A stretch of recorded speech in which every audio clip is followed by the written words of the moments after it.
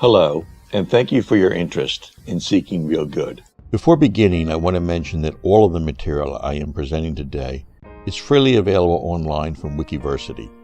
Several of the slides cite specific course titles as sources for more information and extensive references. The purpose of today's talk is to persuade you that seeking real good can make the world a better place. I suspect that many of you are already seeking real good throughout your lives. Nonetheless, I hope you will find this talk interesting and will learn some new way to think about seeking real good, or find some new way to explain the importance of real good to others. Are you seeking real good? Is there any better way to spend your time if you want the most out of your life? If you are a parent or grandparent, is there a better way to pass on a good world to your children and grandchildren? Would you rather argue in favor of real bad or fake good? Do you want to live wisely? Humans have long been fascinated by two fundamental questions: what is real and what is good? Exploring these questions independently often leads to a polarization based on a false dichotomy. Scientists traditionally examine evidence in their pursuit of reality. However, their investigations may become narrowly focused, and they are sometimes accused of abandoning human values and other concepts of the good. Creative optimists, including storytellers, artists, theologians, mystics, and dreamers, often suspend reality to better imagine and convey a sense of good. Fortunately, there are reliable ways we can determine what is real and what is good, and we can have them both. Investigators determine what is real by examining reality, facing facts, evaluating evidence, seeking true beliefs, exploring worldviews, and knowing how they know. Also, we are guided toward what is good by flourishing, focusing on what matters, living the golden rule, preserving human dignity, and upholding human rights. We will examine the various ways we can determine what is real and what is good that we see listed here. Let's begin by investigating the height of the Eiffel Tower. Can the height of the Eiffel Tower be known? How might it be determined?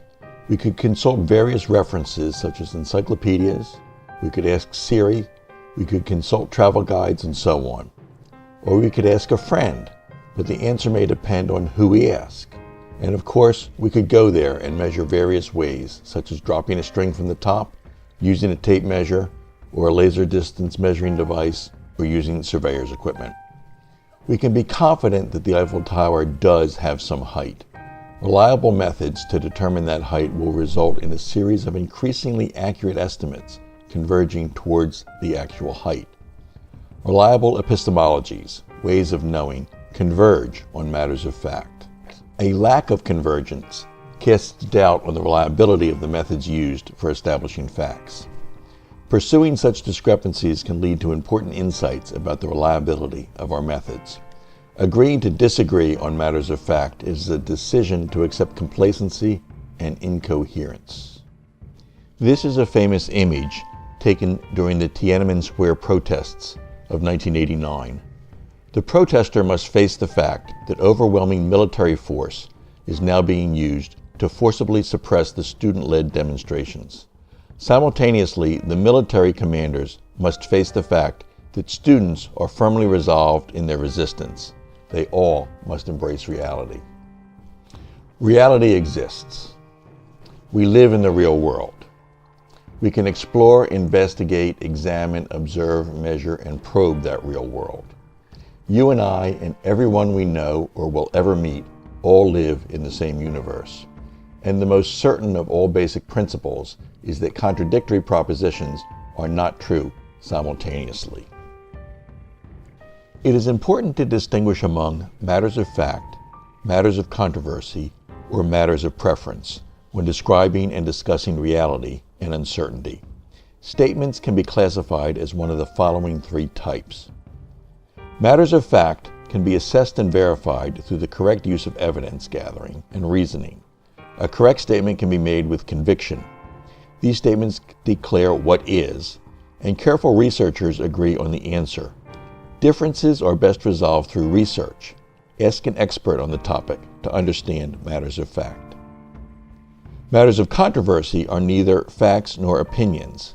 They are issues where sincere experts often disagree on the best answer or the best course of action. These statements propose what ought to be, or they ask about a topic that is not yet fully and carefully explored or researched. Differences are best explored through dialogue. Ask a philosopher. With matters of taste, preference, or opinion, any claim is acceptable because the statement depends only on the preferences of the person making it. Reasonable people know there is no correct answer. Have fun and enjoy the differences. Fake news attempts to mix these up and present facts as controversy and controversy as facts. Our language provides many words to describe degrees of uncertainty. It's good to choose carefully among these words as you express uncertainty. Facts correspond with reality. I know the Eiffel Tower is 300 meters tall and that the Earth is roughly spherical. I believe incarceration rates are too high in the United States. My opinion is that Rod Stewart is the best singer performing today. I doubt that Noah was 500 years old when he became a father, and I feel hungry, tired, or anxious. Whatever is used to dismiss a previous statement, express indifference, and to end the conversation. It's good to persevere and ask, what do you mean? The words shown here are often misused in ploys intended to shut down dialogue. For example, after you make some statement of fact, an obscurist might respond with, well, I'm sorry you feel that way. You can then confidently respond with, this is not about how I feel. It's about facts. It's about how the world really is. And the facts are clear that the Earth is roughly 4.5 billion years old. Go learn the facts. We all live on planet Earth. Because we all live on the same Earth, in the same universe, reliable knowledge about our world must converge toward a consistent description of that world. Each phenomenon we observe must fit into a single, coherent, and integrated description of our universe. Because we all live in the same universe, as we continue to examine our universe more and more closely, the set of facts about our universe we can agree on continues to grow larger. Our common ground increases, and we become less polarized. Reliable epistemologies, ways of knowing, increase our shared common knowledge. Reality is our shared common ground. It is good to resolve disagreements by examining reality more closely and more carefully. Each piece of evidence is one piece of some larger puzzle. It's our responsibility to determine what puzzle the evidence belongs to, how it fits into that puzzle, what portion of the reality puzzle it represents, and what insights it reveals. As we encounter evidence, we need to ask, what does this evidence convey about reality? Is the information being conveyed true? Does it tell me more about the observer or what is being observed? How representative is this? To what extent can I draw a more general conclusion from this data point? For example, I've lived on this earth for many years and have traveled to many places. Wherever I go, the earth seems flat and stationary. However, there are those who will say that the earth is round and spinning very fast. How can this be? What should I believe? How do we best evaluate evidence? Reality is vast, complex, and dynamic. And despite extensive and ongoing exploration, discovery, and research efforts, the total collection of all existing evidence represents only a small fraction of our universe. For evidence to be readily available, it has to appear in some form, in some place that is reasonably accessible. Accessible repositories of evidence are finite and are necessarily curated. Someone or something selects what is contained in each collection and what is omitted. Censorship in many forms prevents access to various evidence. When we are young, much of what we learn is based on evidence selected for us by others. Cultural influences determine the languages we learn, the customs we are taught, the traditions we uphold, the behaviors we observe, and what is taught in schools, the ethics that are espoused and practiced, and the ideologies we value. As we get older, we have more opportunities to select the evidence we study. A personality trait called openness to experience becomes important. Each of us has some approach to discovery, exploration, study, learning, inquiry, assessment, and verification. Together, these can be called our individual research methods. Our approaches will determine what questions we choose to explore, what evidence we seek out, how gullible or skeptical we are regarding various forms of evidence, what we decide is true or false, and what we choose to believe or reject. A recursive or positive feedback loop exists between our cultural beliefs and our confirmation biases that creates and sustains our worldview. In each such case, new evidence bears the burden of overcoming presently held beliefs. We will explore this in more depth a bit later. This diagram illustrates how we can seek true beliefs and become excellent in our quest for knowledge. Reality exists. If you doubt this, perhaps a slap in the face would be an effective reminder. True beliefs are beliefs that correspond to reality. The intellectual virtues are motivations towards true beliefs. A virtue is a deep and lasting acquired excellence that has been deliberately developed over time. Our motivations draw on various skills which are techniques, methods, and practices such as reading, observing, investigating, and evaluating evidence. Skills draw on natural faculties such as eyesight and memories. Attaining true beliefs is as much a matter of will as it is of skill.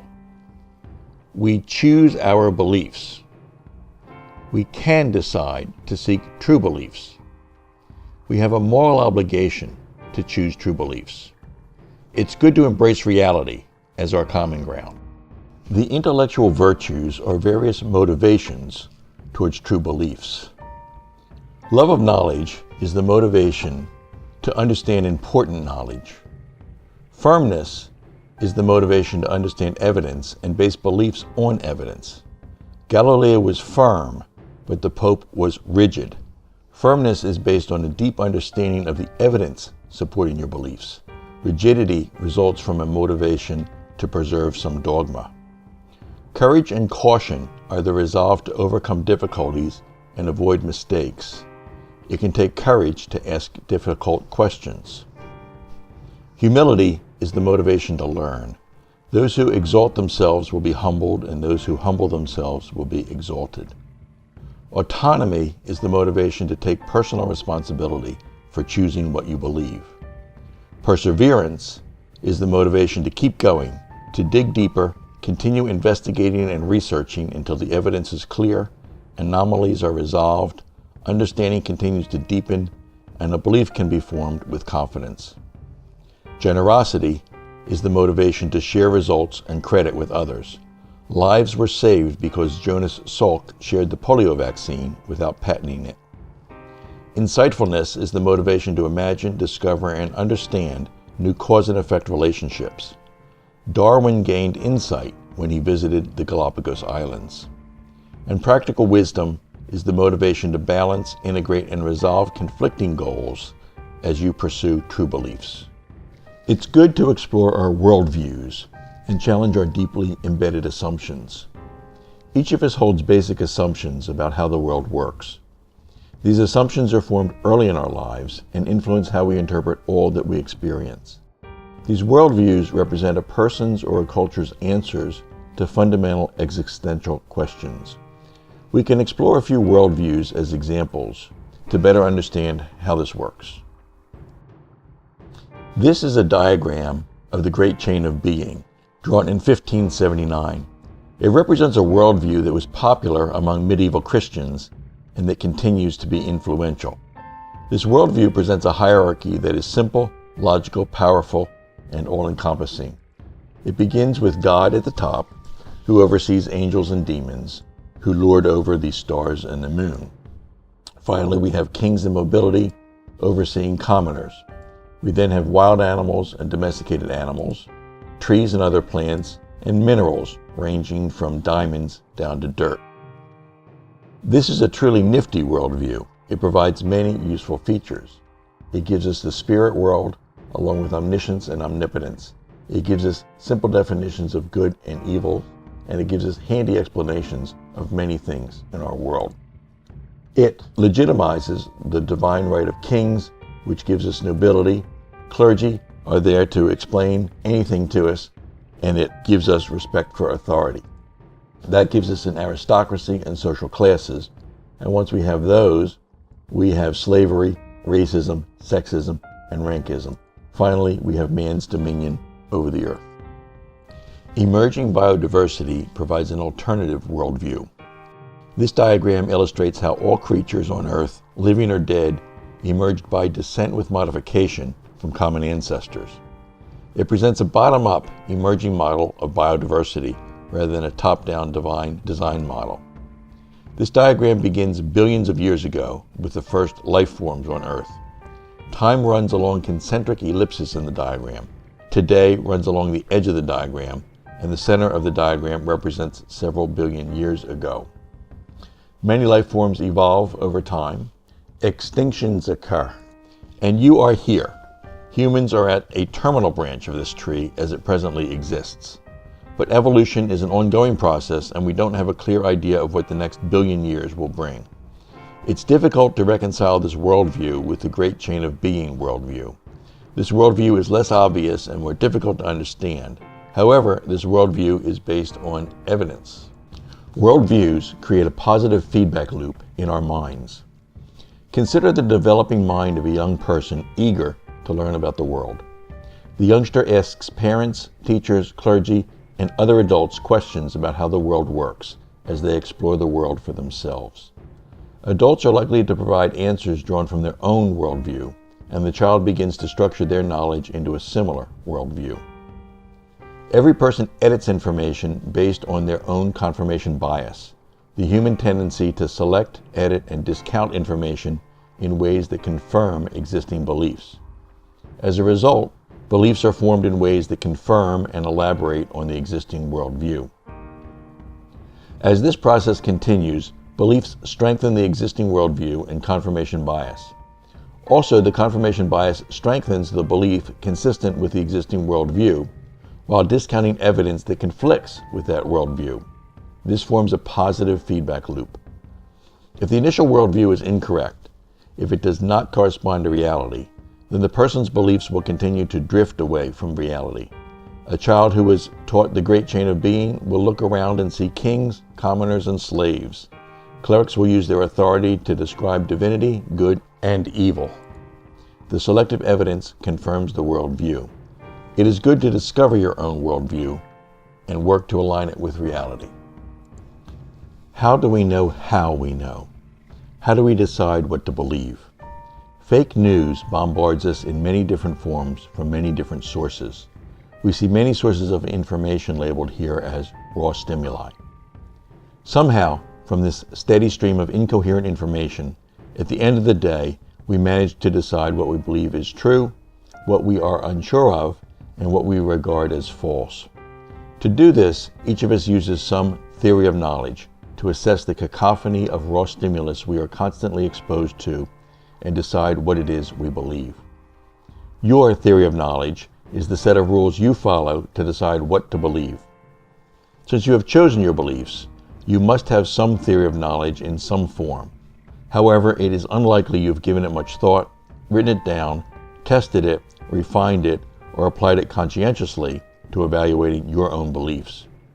We have the opportunity, and indeed the moral obligation, to create a reliable theory of knowledge that helps us know how we know. It is good to know how you know. It is good to learn to recognize logical fallacies.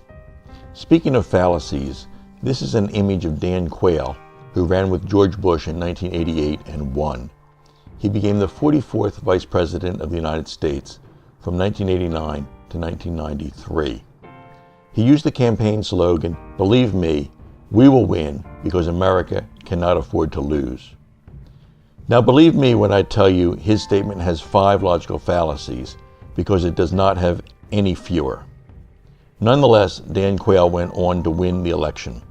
It's good to identify logical fallacies and challenge them. If you are conscientiously seeking what is real, you are likely to have encountered several inconsistencies within religious teachings you've been exposed to. Various religious doctrines are often internally inconsistent, conflict with other doctrines, and include factual claims that are readily falsified. For these reasons, seeking real good may require that you think beyond theism. Let's look at some matters of fact. How tall is the Eiffel Tower? It's 300 meters tall. What shape is the Earth? The Earth is nearly spherical, and we hope the flat earthers are listening. How old is the Earth? It's approximately 4.5 billion years old, and we hope the religious fundamentalists are listening. Where was Barack Obama born? Barack Obama was born in Hawaii. Are the birthers listening?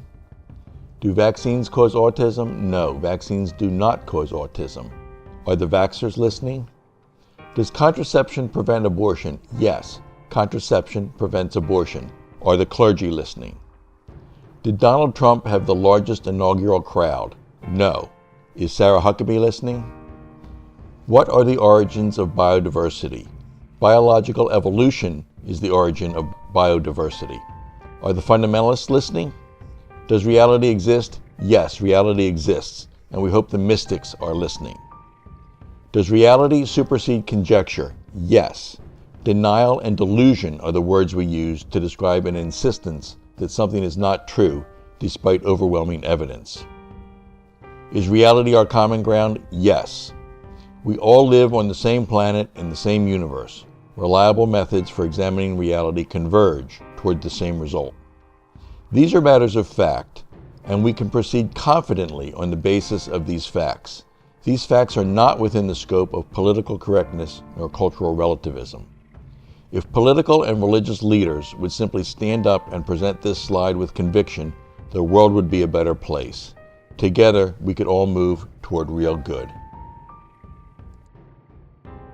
Now that we have looked at what is real, we can look at what is good.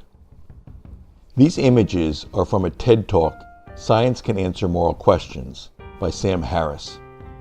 Does anyone have any difficulty deciding which image shows the preferred conditions? Would any of you volunteer to trade places with the mother facing the drought in a war zone? We can identify at least 4 criteria for deciding what is good based on the goal of increasing well-being. These 4 criteria are human flourishing, focusing on what matters to improve well-being, living the golden rule, preserving human dignity, and protecting human rights worldwide. Let's look at each of these in more depth. We flourish when we focus on what matters. What matters is human experience. What matters is well-being. The topics that matter can be organized into a progression from surviving to thriving, recreation, success, significance, and transcendence. It is good to spend our time on what matters most. It is good to live the golden rule.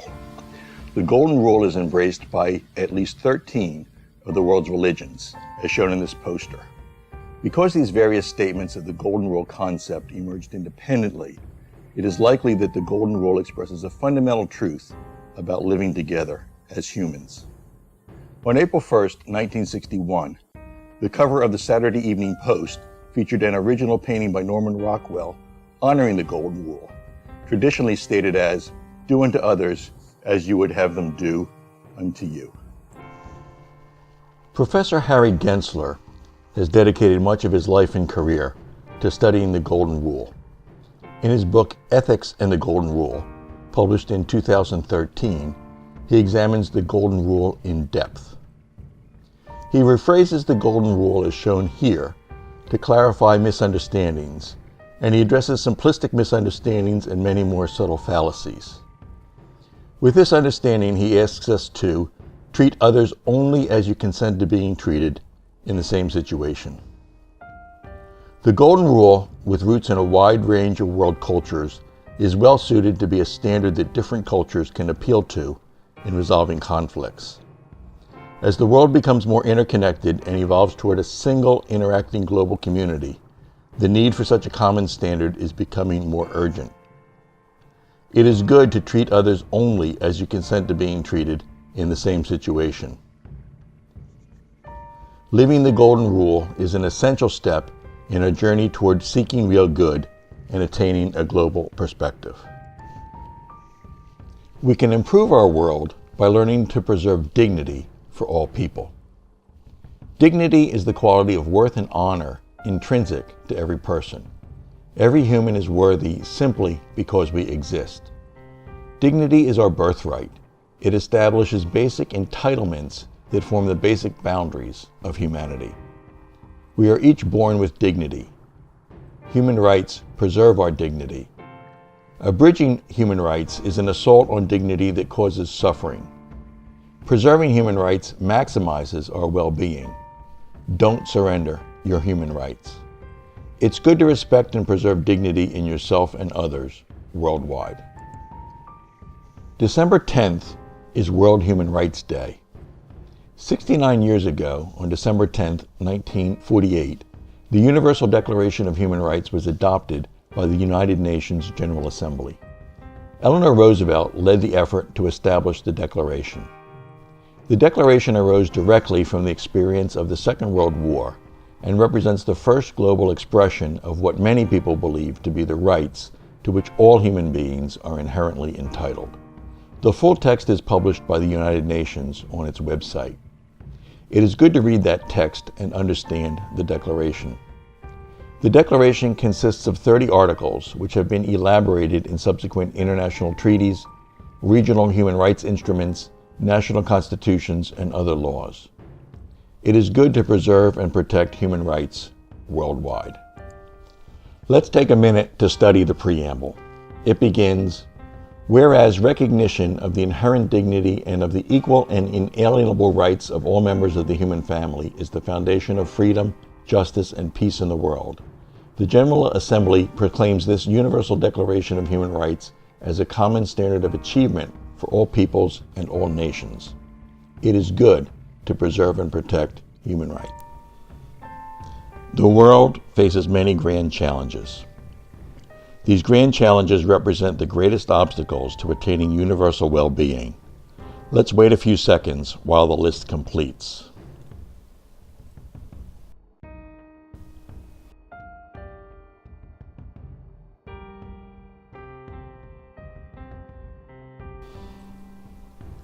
Use the grand challenges to establish priorities.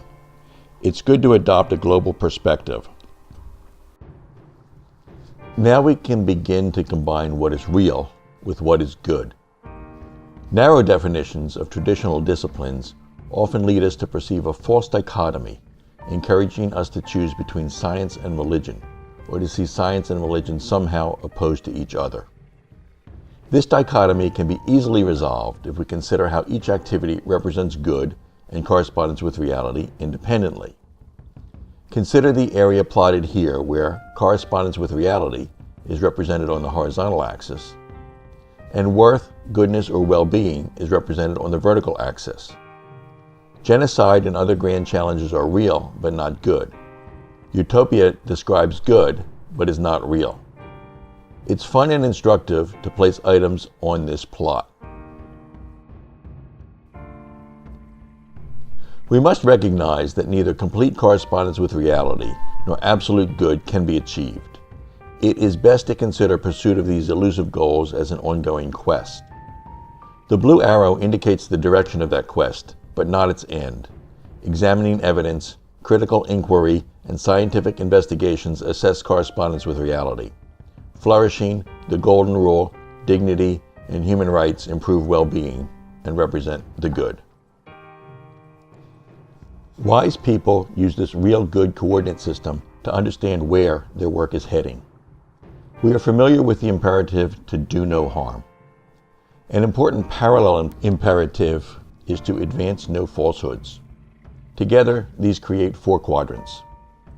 The investigator seeks out what is real, perhaps without regard to what is good. The dreamer seeks out what is good, perhaps without regard to what is real. Evil spirits are not good and not real. Only the sage seeks out what is both real and good. Use these quadrants to evaluate what is both real and good. As you listen to clergy, politicians, salespeople, and charlatans, evaluate what they are saying on the basis of advance no falsehoods. It can open your eyes to the work we need to do before we are all seeking real good. Will we always be hampered by a schism separating what is good from what is real? Must there be two distinct directions of inquiry? Is there no end to fussing with distinctions between the good and the real? In our traditional way of thinking, we consider the work of scientists and other investigators who are searching for what is real to be heading in a very different direction from the mystics and clerics who are searching for what is good. But perhaps this is an illusion, a result of our occluded view of how the world is, based on the limitations of our current understanding. Perhaps eventually we can lift the veil and see beyond this illusion and recognize that when we fully understand what is real, when we have removed all the veils and errors, it can only be good. As we persevere in searching for what is good, it can only be useful if it is real. Our search for the good will have to become real because we will have outgrown our fascination with unreal fantasies. Also, in searching for what is real, it is only useful if it is good. As a result, as our understanding increases, both paths converge on an ultimate wisdom. Without a doubt, this is a place of great beauty. Seeking real good is an important part of living wisely. The steps we've outlined can be organized into a larger structure for living wisely. Begin with a foundation of personal responsibility. Seeking real good and living wisely begins with your own responsibility, integrity, and basic competency. This is personal good. Recognizing what is real requires clear thinking. Only by thinking clearly can you distinguish what is real from all that is an illusion. Seek consistency. Learn to recognize nonsense and dismiss it. We also need to learn what is. Understanding how our universe actually is provides a firm foundation for imagining how it ought to be. This is what is real. With a firm grasp on reality, we can begin to imagine possibilities, what can be. Generate new and useful alternatives for living. Exercise divergent thinking. It's good to determine what ought to be. Choose alternatives wisely to help create the wonderful world we all want. Exercise convergent thinking guided by a firm sense of morality and reality. Morality is action. Do good. Act to help create the wise world you want. Exercise social good. With this firm foundation in place, you can have the confidence to be good, to enjoy being. Enjoy seeking real good throughout your lives. Progress through these stages of growth toward living wisely. Embrace reality. Know what is real. Face facts and seek true beliefs. Know what is true and why it's true. Advance no falsehoods. Dispel fallacies and dismiss nonsense. Pursue well-being. Know what is good and why it's good. Flourish and prevent misery. Live the golden rule. Respect dignity and preserve human rights worldwide. Enjoy seeking real good throughout your life. Choose to live wisely. Clear thinkers of the world unite. We have nothing to lose but nonsense, mischief, misery, and cruelty. Thank you.